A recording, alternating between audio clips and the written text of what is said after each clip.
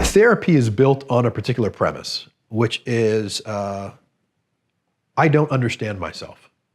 And there are forces and drives inside of me that manifest in my feelings, my emotions, my behaviors, the thoughts and images inside of my mind that I'm not aware of. That there is a hidden realm to the consciousness.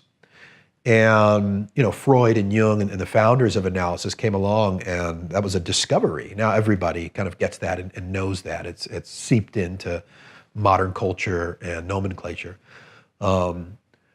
I think often people don't give, and this is a tricky thing to say, so it's actually not accurate, but worth thinking about. A lot of times people don't know how to do therapy, right? Now, sometimes that's good because the therapist wants to work with whatever is in the room, and they don't want to instruct the client.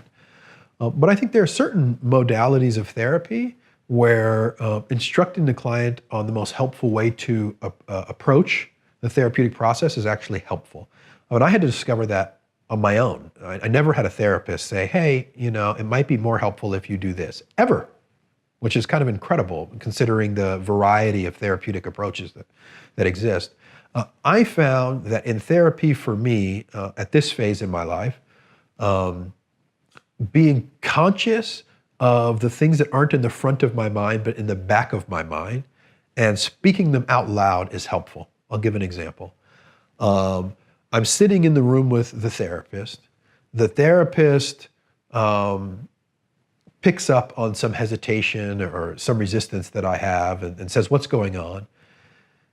And I say, I'm feeling frustrated right now.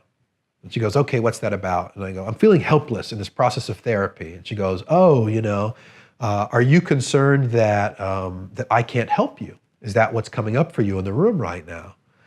And I say something, but actually in the back of my mind, I have an image of myself picking up the chair that's to the right of us and breaking it in front of her and just, raging.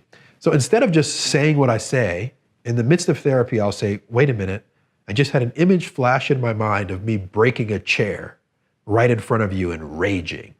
And then we work with that, right? If one of the points of certain types of therapy is to gain access to the parts of ourselves that we're not readily conscious of, then I think approaching what's happening in the background, maybe a little more actively than people often do, you see much more profound effects in terms of your own understanding, biases, belief systems that are buried real deep in the bottom of the mind.